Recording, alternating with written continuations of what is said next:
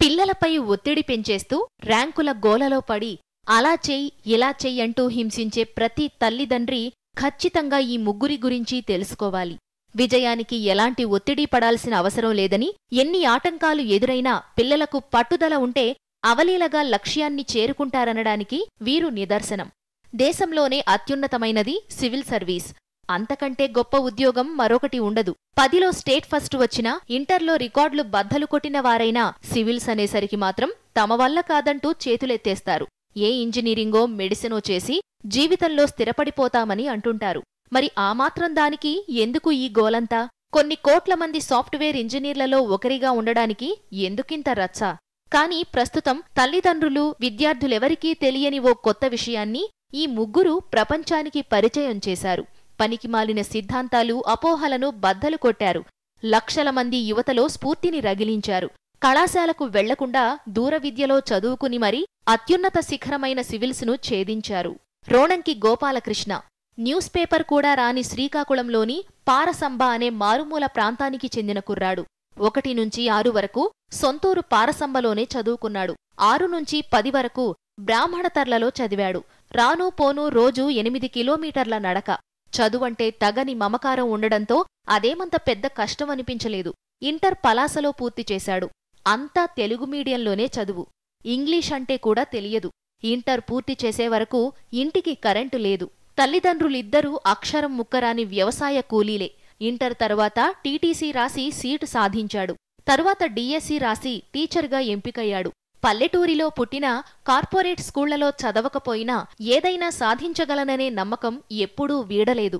ఈలోపు ఆంధ్ర విశ్వవిద్యాలయం నుంచి దూర విద్య ద్వారా డిగ్రీని పూర్తి చేశాడు. తరగతి గదిలో పిల్లలకు పాఠాలు చెబుతుండగానే ఇంకా ఏదైనా సాధించాలని తపించేవాడు. సరిగ్గా అప్పుడే రేవు ముత్యాలరాజు ఐఏఎస్కు ఎంపికయ్యారు.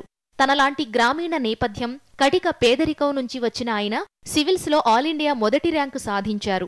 అంతే, తన లక్ష్యమేంటో గోపాలకృష్ణకు స్పష్టంగా కనిపించింది. 10 ఏళ్ల కఠోర సాధన ఫలించింది. ఐఏఎస్లో ఆల్ ఇండియా 3వ ర్యాంకు సాధించాడు.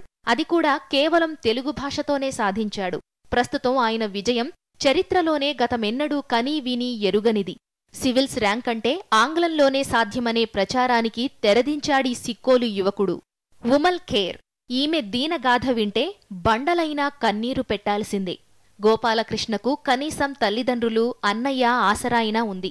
ఈమెకు ఈ భూమిపై నివసించే ఒక్కరంటే ఒక్కరి సహకారం కూడా లేదు. రాజస్థాన్లోని ఓ నిరుపేద కుటుంబం పొట్టచేతబట్టుకుని ఢిల్లీకి వలస వచ్చింది. గుడిసెలో ఉంటూ బట్టలు అమ్ముకుంటూ జీవించేవారు. దీనికి తోడు ఉమల్కు చిన్నప్పటినుంచే ఎముకలకు సంబంధించిన వ్యాధి ఉంది. అయినా చదువుకోవాలని ఆశపడింది. ఒకవైపు తినడానికే లేని పేదరికం, మరోవైపు వ్యాధితో బాధపడుతున్నా ఉమల్ 10వ తరగతి వరకు చదువుకుంది. ఆడపిల్లకు చదువెందుకు అని తల్లిదండ్రులు వద్దన్నారు. అయినా ఉమల్ పట్టు వదల్లేదు. దీంతో ఇంటినుంచి పొమ్మన్నారు. దీంతో ఆవేశంగా చిన్నప్పుడే వచ్చేసిన ఉమల్ అక్కడే ఓ గుడిసెను అద్దెకు తీసుకుని చిన్నపిల్లలకు పాఠాలు చెబుతూ చదువు కొనసాగించింది. ఇంటర్లో 91% మార్కులతో ఢిల్లీ విశ్వవిద్యాలయంలో సీటు సాధించింది. అక్కడ ట్యూషన్లు చెబుతూనే డిగ్రీ పూర్తి చేసింది. అప్పుడే ఉమల్ తల్లిదండ్రులు ఢిల్లీలో బతకలేక మళ్లీ రాజస్థాన్కు వెళ్లిపోయారు. ఇన్ని కష్టాల మధ్య ఉమల్ను ఓ యాక్సిడెంట్ ఏడాదిపాటు చక్రాల కుర్చీకే పరిమితం చేసింది. అయినా జేఎన్యూ పీజీ పరీక్షలు రాసి సీటు, ఉపకార వేతనం సాధించింది. చదువును కొనసాగించి తొలి ప్రయత్నంలోనే సివిల్స్లో 420వ ర్యాంకును సాధించింది. మీకో విషయం తెలుసా? ర్యాంకు వచ్చిన విషయం దేశం మొత్తం తెలిసినా నెల రోజుల వరకు ఆమె తల్లిదండ్రులకు తెలియకపోవడం గమనార్హం. గరికపాటి బిందుమాధవ్. ఆంధ్రప్రదేశ్లోని గుడివాడకు చెందిన గరికపాటి బిందుమాధవ్ అంబేద్కర్ ఓపెన్ యూనివర్సిటీ నుంచి బిఏ డిగ్రీ తృతీయ శ్రేణిలో ఉత్తీర్ణుడై సివిల్స్లో 172వ ర్యాంకు సాధించాడు. ఇంటర్ వరకు బాగానే చదువుతూ వచ్చాడు. ఇంజనీరింగ్లో చేరే సమయంలో తల్లి చనిపోయింది. దీంతో చదువుపై దృష్టి పెట్టలేక ఇంజనీరింగ్ను మధ్యలోనే వదిలేశాడు. కొంతకాలం ఖాళీగా ఉండిపోయాడు. దీంతో సన్నిహితుల సలహాపై అంబేద్కర్ ఓపెన్ యూనివర్సిటీలో బిఏలో చేరాడు. బిఏ తృతీయ శ్రేణిలో పాసయ్యాడు. అదే సమయంలో స్టాఫ్ సెలక్షన్ కమిషన్ పరీక్షలు రాయాలని నిర్ణయించుకుని శిక్షణ తీసుకున్నాడు. తొలి ప్రయత్నంలోనే 122వ ర్యాంకు సాధించి ఇన్కమ్ ట్యాక్స్ డిపార్ట్మెంట్లో కొలువు సాధించాడు.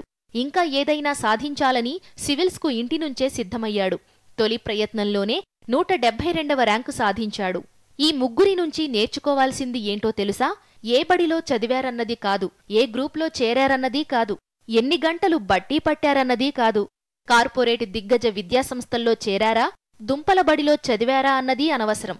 మీ లక్ష్యం ఏంటనేది స్పష్టంగా ఉండాలి. పట్టుదల, దృఢ సంకల్పం, అనుకున్న దిశగా సాగేందుకు ప్రణాళికలు వేసుకుని శ్రమించాలి. ఎవరి అండా అవసరం లేదు, డబ్బులతో పనిలేదు. కష్టపడి పనిచేస్తూనే చదువుకోవచ్చు. ఇతరులతో పోలిక అసలే అక్కర్లేదు. ప్రస్తుతం సివిల్స్లో ర్యాంకులు సాధించిన ఈ ముగ్గురు తమ విజయంతోనే తామేంటో నిరూపించారు. ముగ్గురు పనిచేస్తూనే చదివారు. ఏముందిలే వీరికి సివిల్స్ ఏంటి అనుకున్నవాళ్లే ఇప్పుడు అబ్బా చరిత్రను సృష్టించారబ్బా అంటున్నారు. హాయ్ బిజీ పీపుల్, ఈ వీడియో బాగుందా? మరిన్ని వీడియోస్ కోసం ప్లీజ్ సబ్స్క్రైబ్ న్యూస్ బౌల్.